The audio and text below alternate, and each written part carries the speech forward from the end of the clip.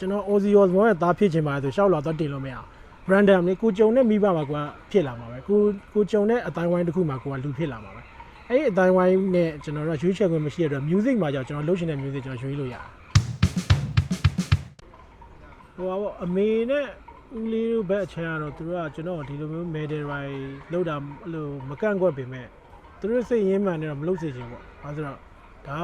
ါအောင်မြင်မှလည်းမဟုတ်ဘူးလို့ပါတော့အဲ့မှာကျွန်တော်နဲ့စနေစပြီးလွဲတာကျွန်တော်အောင်မြင်ဖို့လုပ်တာမဟုတ်ဘူးကျွန်တော်ကြိုက်တာကိုကျွန်တော်လုပ်တာဗျာကျွန်တော်နေချင်လို့နေမယ်ဘာလို့ကျွန်တော်ဒီကဘာကြီးကဟိုဒီမှာကျွန်တော်လည်း insect တကောင်ကဘာပေါ်မှာ insect တကောင်လာပေါက်ပွဲချိန်မှာကျွန်တော်နေချင်လို့နေမယ်လှုပ်ချင်တာလုပ်မှာသွားရတော့မယ်သူများကကျွန်တော်အနောက်ရှက်မပင်ပြီးရောဗျာကျွန်တော်ရဲ့စူညံတဲ့ဂီတတွေကလည်းသူများတို့အနောက်ရှက်မဖြစ်ပြီးရောကျွန်တော်သချင်းတွေနားမထောင်လို့ဘာမှမဖြစ်ဘူးကျွန်တော်လည်းအတင်းလိုက်ပြီးတော့နားထောင်မှာတော့မလုပ်ပါဘူးဒါပေမဲ့ကျွန်တော်အဲ့လိုကိုယ့်ကိုပဲလိုးလက်နေရအောင်ကြိုက်တယ်အဲ့လိုမျိုးအဲ့တော့လောင်ရိပ်တွေလည်းကျွန်တော်မကြိုက်ဘူးအဲ့တော့ကျွန်တော်အမေတွေပြောတဲ့ဒီလမ်းကြောင်းကိုကျွန်တော်မလုပ်ချင်ဘူးကျွန်တော်ကဒီ medal ပဲကျွန်တော်လုပ်ချင်တယ်ဆိုပြီးတော့ကျွန်တော်ကွဲထွက်ပြီးလုပ်မယ်ဆိုတော့အဖေကကျွန်တော်အားပေးတယ်။အဲ့တော့အဖေကလည်းသူကိုယ်တိုင်အဲ့လိုမျိုး pin flight တွေဆိုတော့ကြိုက်တဲ့အလူဆိုတော့အဖေကကျွန်တော်အသက်ရှင်တော့လူဖြစ်တော့ခဏမင်းလှုပ်ချင်တာလှုပ်ချဆိုပြီးကျွန်တော်အဲ့တော့ကျွန်တော်အဲ့ဒီကျွန်တော်လိုချင်တဲ့ channel ကိုကျွန်တော်ရွေးလိုက်တာပေါ့အဲ့ဒါတော့အခုထိမွဲနေတော့မလဲတစ်သက်လုံးဒီအောင် YouTube ပြီးလို့တော့ဒီအခုထိမွဲတာပေါ့ဒါကတော့ထွေထူးတော့မဟုတ်ပါဘူးအဲ့မွဲအတွက်လည်းဒေါင်နာဆိုတာမရှိပါဘူးစောစောပြောတာအကူရဲ့ဒီလိုပေါ့ဟိုကျွန်တော်တို့လူဆိုပြီးစပြီးမွေးတော့မယ်ဆိုမွေးလာမယ့်အချိန်မှာကျွန်တော်စပြီးတော့ဘိုက်ထဲဝင်မယ်ဆိုတော့ရှောက်လာတာတင်လို့မရအောင်ကျွန်တော် Ozzy Osbourne ရဲ့သားဖြစ်ချင်ပါတယ်ဆိုရှောက်လာတော့တင်လို့မရအောင် random လေးကိုကြုံတဲ့မိဘမှာကွာဖြစ်လာမှာပဲကိုကြုံတဲ့အတိုင်းဝိုင်းတစ်ခုမှာကိုကလူဖြစ်လာမှာပဲအဲ့ဒီအတိုင်းဝိုင်းနဲ့ကျွန်တော်တို့ရွေးချယ်ခွင့်မရှိတဲ့အတွက် music မှာကြောင့်ကျွန်တော်လှုပ်ရှင်တဲ့ music ကျွန်တော်ရွေးလို့ရတယ်အဲကျွန်တော် hip hop ဆိုမလားကျွန်တော်ဒီ metal ဆိုမလား punk လို့မလားဒါကျွန်တော်ရဲ့လွတ်လပ်ခွင့်ပဲကျွန်တော်ရွေးလို့ရတယ်အဲ့တော့ကျွန်တော်လူဖြစ်တုန်းခဏမှာရွေးစရာဆိုလို့ဒီ music ပဲရှိရတော့ကျွန်တော်လိုချင်တဲ့ line ကိုကျွန်တော်ရွေးတာပါအဲ့တော့ bass set တာတွေတော့အများကြီးတော့မှတ်ထားမရှိပါဘူးအဲ့လိုမွဲတာတော့မွဲတော့အခုဒီအမြဲတမ်းဒါဒီလိုပဲဒါပေမဲ့ lens ပဲဒီလိုသွားလာနေဒါပြော့သွားတယ်ဟိုကျင်းနေစရာပါပဲအားလုံးဟုတ်တက်ပါတယ်ဟုတ်ကဲ့ကျွန်တော်အဲ့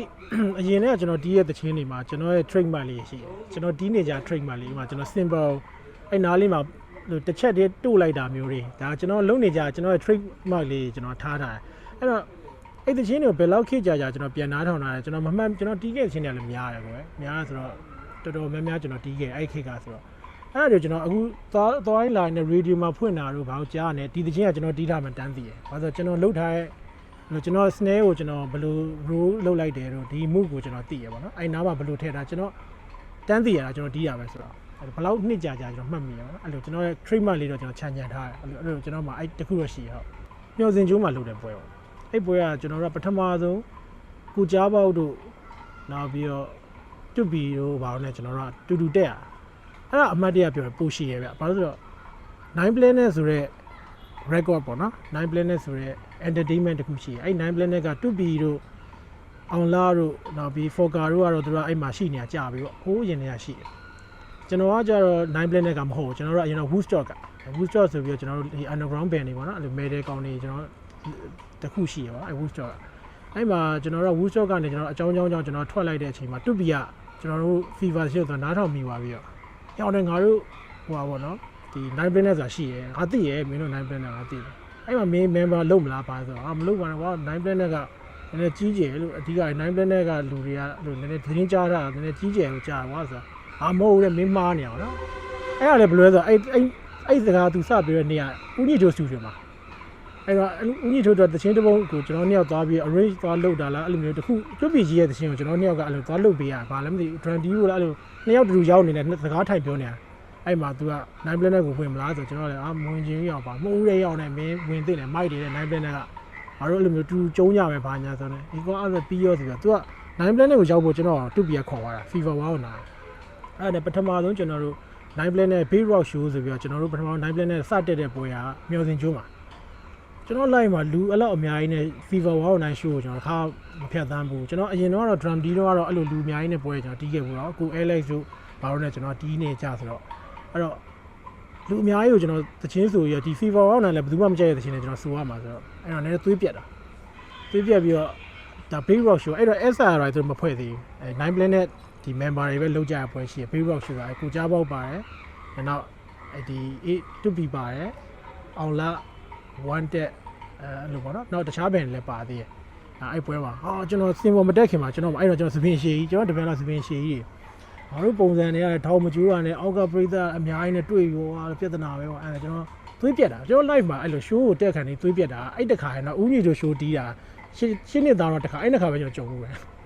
အဲ့တခါကျွန်တော်သွေးပြက်တာလူများနေအဲ့မှာကျွန်တော် BR စွတ်တော့ကျွန်တော် BR သိမကြိုက်ကျွန်တော် whisky ပဲကြိုက်တာဒါပေမဲ့အဲ့မှာရှိတာဘာရှိလဲ BR ရှိ BR စွတ်မော့ပြရမှာကျွန်တော် drama လာပြောဟဲ့အောင်နဲ့မင်းစွတ်မော့နေတယ်မူးပြီးတော့မင်းစင်မှာတိုင်ပတ်နေပါလားဒါတော့ဒီကောင်းကြည့်ရသူလဲလန့်တယ်အဲကျွန်တော်အချင်းချင်းလန့်နေကြအောင်မပြောပြကြအောင်ဘာလို့ဆိုတော့တယောက်ကအဲ့လန့်နေအားလုံးပေါင်းပြီးပို့ဆိုးရမှာဆိုတာမပြောပြကြအောင်တကယ်ကျွန်တော်စင်ပေါ်လဲတက်ကောတယောက်ကျွန်တော်ရုပ်တွေအကြည့်ပါပြောင်းသွားအဲ့စင်ပေါ်ရောက်နေအဲ့အောက်ကပရိသတ်ကလည်းဘယ်လိုဖြစ်လဲဆိုတော့သူကကျွန်တော်တို့စတက်လာကြဘာကောင်းနေလဲပေါ့စရင်ကျွန်တော်တို့ဆဲတယ်ထုံးစံတိုင်းပါဗျာကျွန်တော်တို့မှာဂီတာချက်ကျိုးတက်ပါညာအချိန်လေးတစ်ခုကြာတော့အောက်ကဝိုင်းဆဲရမစိုးရသေးဘူး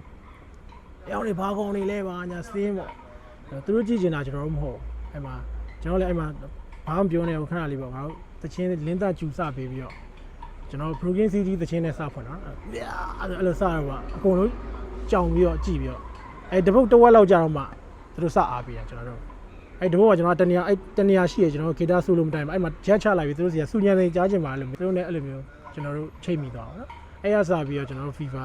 9 planet နဲ့ဆက်ပြီးလက်တွဲပြလာပြီးတော့ဒီချိန်ထိကျွန်တော်တို့ရောက်လာဟုတ်